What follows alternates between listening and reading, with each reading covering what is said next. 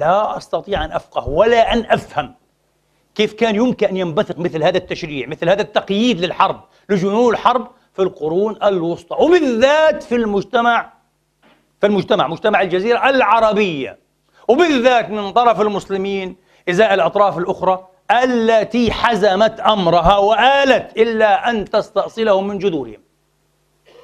أقسمت ألا يكون لمحمد وأصحابه حق في الحياة والوجود، وأن يكون هذا هو رد فعل محمد. لا أستطيع أن أفهم هذا إلا أنه فعلا دين إلهي، دين رب أغنى من أن ينتقم من البشر، من أن يتصرف بنزق إنساني. البشر هو الذي ينتقم. قل لي وين مفهوم الانتقام في القتال الإسلامي؟ تحدثنا عن مبدأ التناسبية. طب الانتقام طبعا يتفرع من مبدأ التناسبية مبدأ التكافؤ، تحريم الانتقام. تحريم الانتقام. ماذا يقول الله تبارك وتعالى؟ حتى إذا أثخنتموهم فإذا لقيتم الذين كفروا فضرب الرقاب، حتى إذا أثخنتموهم فشدوا الوثاق فإما منا بعد وإما فداء. عجيب، ما في انتقام. الانتقام حق لله تبارك وتعالى. محمد لا ينتقم، الصحابة لا ينتقمون، الجند المسلم الحق القرآني لا ينتقم، ما في انتقام. واحد يقول لي ما فهمتش، يعني كيف قتال وعنف وضرب الرقاب وفيش انتقام؟ ايش المقصود؟ طبعا أنماط العنف ما هي يا إخواني؟ يتحدث العلماء والمختصون عن أنماط 4 على الأقل من العنف، تناولها أيضا فروم وغير فروم. النمط الأول وهو الأكثر اعتيادية، نمط عادي وبالعكس طيب، هذا العنف اللعوب. العنف اللعوب باعثه ليس الكره وغايته ليست التدمير، كالرياضات العسكرية هذه والرياضات الحربية، رياضات ولا تنتهي إلى قتل، تريد شحذ القوة، تنشيطها، تهذيبها وإظهار المهارة واللياقة، بس نوع من ألعاب القوة هذه فقط دون الإضرار بالآخر. هذا عنف فايلنس، هذا لكن عنف لعوب إنساني، هذا ينتمي إلى مجال الإنسان بلا شك، وينتمي إلى الحياة ويخدم الحياة كما يقول الدارسون. 2، لدينا العنف الارتكاسي وهو أشيع أنماط العنف. العنف الارتكاسي جذره أين؟ يجد جذره في الخوف. باختصار عشان نبتعد عن اللغة الفنية، العنف الارتكاسي يا إخواني هو عنف رد العدوان. باختصار رد العدوان يسمى العنف الارتكاسي، حين يعتدى على حياتي فردا أو جماعة، انتبهوا، فردا أو جماعة أو أمة أو شعبا، يعني على حريتي وكرامتي، على ممتلكاتي، لابد أن أرد، لابد، شيء طبيعي، سيرفايفل.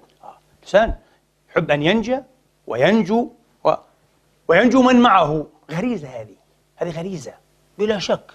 وطبعا المعالجة تكون عنفية، يعني على مستوى إيش؟ المخ الزواحفي، ريبتيليان البرين. يعني تعلمون لدينا 3 أمخاخ بحسب الدكتور بول ماكلين، لدينا 3 أمخاخ، تراين برين ثيري، نظرية المخ المثلث أو الثالوثي.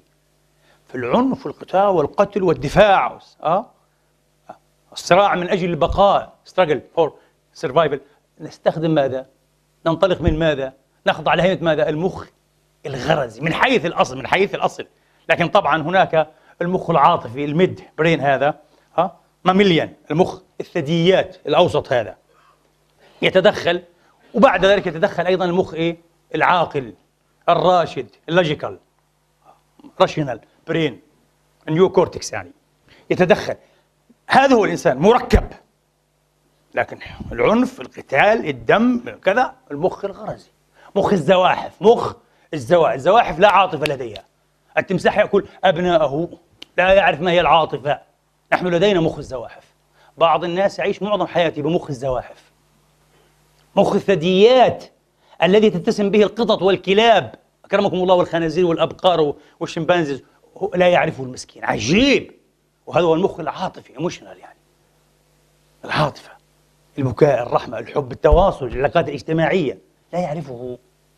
وحش كاسر، تمساح، يعيش كتمساح ويمتح من ثقافة تمساحية، ثقافة زواحفية. عار على الإنسان أن يعيش هذا. طبعا هذا يقال لك هذه المسيرة التطورية للدماغ البشري، من 10 ملايين سنة كان لدينا مخ الزواحف، وبعدين تلاه المخ الماميلين، هذا ومخ الثدييات، الميد برين هذا أو الإيموشنال برين.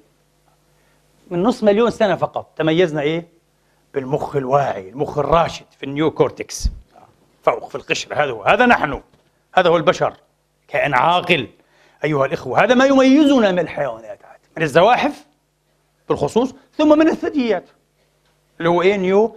على كل حال، طيب، هذا العنف أيها الإخوة يعمل على المستوى الغرزي من حيث هو بلا شك، لكن يرشده المخ الحديث، المخ العاقل، المخ الراشد، فيحدد أيها الإخوة حدود العنف. العنف يقف عند حدود الدفاع، أن أدفع الأذية عن نفسي، أدفع الأذية عن نفسي. إذا حصل هذا أكتفي، ما أنتقم، لا أنتقم، لا أكل خصمي، لا أطبخه، لا أقطعه، لا أعلق رأسه مثل ما تعلق إيه الفش أو الملابس، الغسيل، لا أضعه في قدور وأتصور إلى جانبه. لا يمكن، لا يمكن. الإنسان لا يفعل هذا، التماسيح تفعل هذا، البشر لا يفعل هذا، يرفضه على مستوى النيو كورتكس، اللوجيكال برين، يرفضه كبشر، مش مقبول بالمرة. كزاحف تقبله وأنت حر عاد، عيش ككائن زاحف.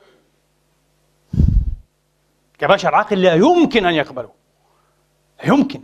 وبشر عاقل متدين مستحيل، المسافة فلكية لكي نقبل هذا، فلكية. طبعا مش معناها أنك ترفع شعار بشرية وشعار دين أنك أصبحت تتحرك بالمخ العاقل، لا لا لا، انتبه، الشعارات لا تغني شيئا. السلوك والفهم والتجذر الثقافي والروحي، العمق الروحي، العمق المعرفي، عمق التجربة والخبرة، هذا ما يوحلك إلى بشر حقيقي، إلى إنسان كامل يتكامل أيضا في سبيل بشرية راشدة عاقلة معقلنة ومتروحنة، متصلة بالسماء أيها الإخوة، متصلة بالسماء. هو هذا. طيب، فهذا العنف الارتكاسي عنف دفاعي أيها الأخوة، عنف دفاعي لا ينتهي كما قلنا إلى الانتقام. ولذلك الآن لدينا النمط الثالث، العنف الانتقامي. العنف الانتقامي هذا يخطو خطوة نحو الإمراضية، نحو العنف المرضي، العنف التعويضي، عنف مرضي. النكروفيلية مرض والعياذ بالله، اختلال يشرخ الشخصية تماما، بل يذيبها، يحللها، يدمرها، يفسدها تماما. لماذا أيها الإخوة؟ الفرق بين العنف الدفاعي، العنف الارتكاسي، والعنف الانتقامي ما هو؟ حين أدافع عن نفسي أنا أدفع الأذى المتوقع أو الواقع، الأذى المتوقع المرجح أو الواقع. حين يندفع الأذى ينتهي كل شيء، أعود إلى إيه؟ إلى حالة الأولى، إلى سيرتي الأولى، انتهى، ما في مجال للعنف بعد ذلك.